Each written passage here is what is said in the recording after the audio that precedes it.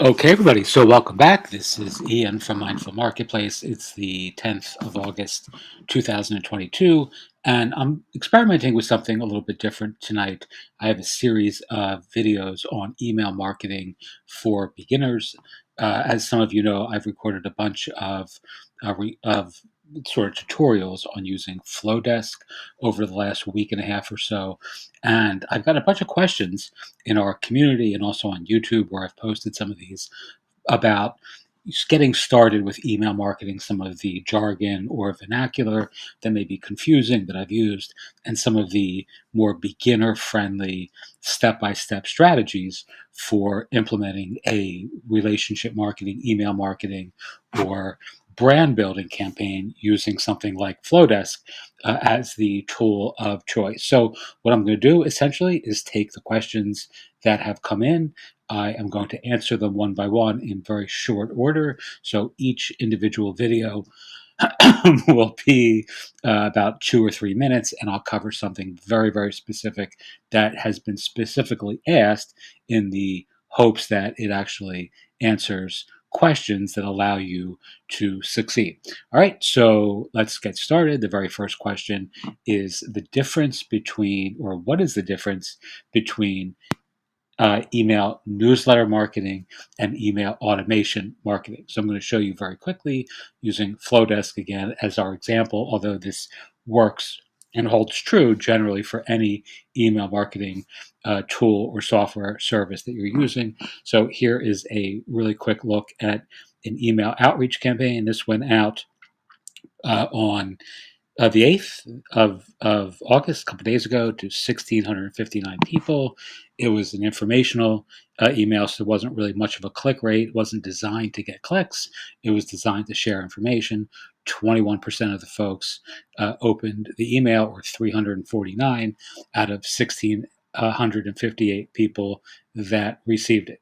All right, so there are lots of things that you can do with your email newsletter or broadcast style, uh, you know, emails that you send out. Broadcast being one-time email, something that goes out like on a given day because you have something to say, not something that's automated, which we're going to cover in a second. So you can share this in the browser. You can resend to unopens, which is a great way of getting a second pass at the folks who didn't actually open your email the first time.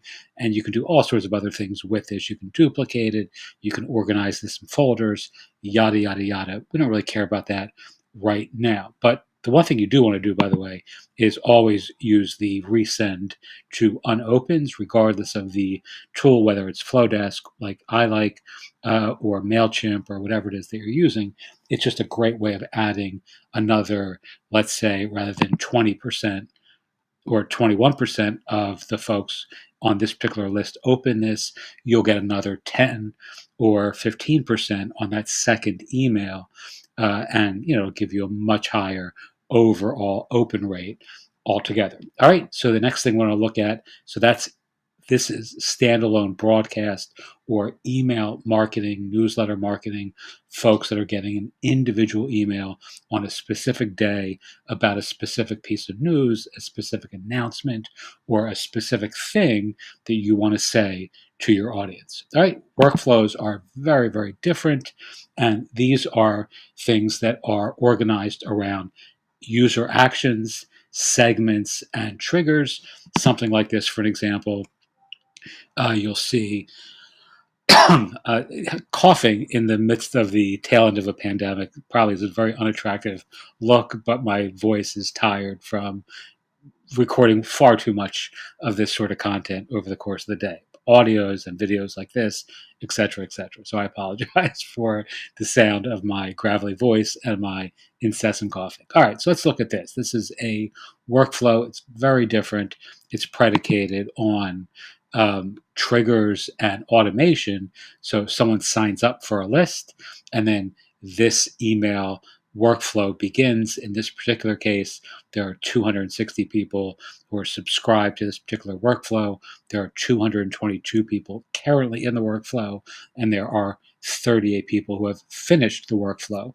There are lots of things that are important to say about this. I'm not going to cover this now so much. I'm going to cover this in another video on uh, sort of what they call like non-expiring workflows, or setting up workflows that never expire, so you never lose the 38 people here that are no longer getting these messages. So as a short abbreviated kind of overarching explanation, no matter how many emails I add to the tail end of this particular workflow, so if it's day 1, day 2, day 3, day 4, day 5, let's say I have 10 days worth of emails and folks go through the 10 days, once they're done, they're done. You can no longer send them any more emails because the workflow is completed.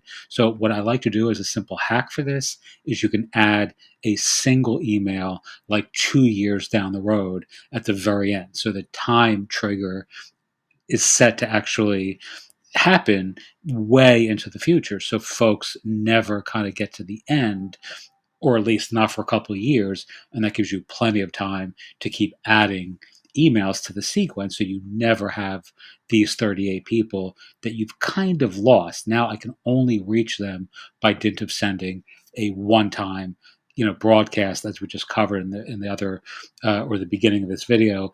In the email I just sent out on the 8th, I can still email them that way, but they're not getting these automated updates the way these 222 people will get over the course of the next the next however many emails I want to add to this sequence. So I wish I would have done that in the beginning. I forgot to do it. Set that like 2 year down the road date. So now, these folks again, I've kind of lost access to with respect to this particular workflow.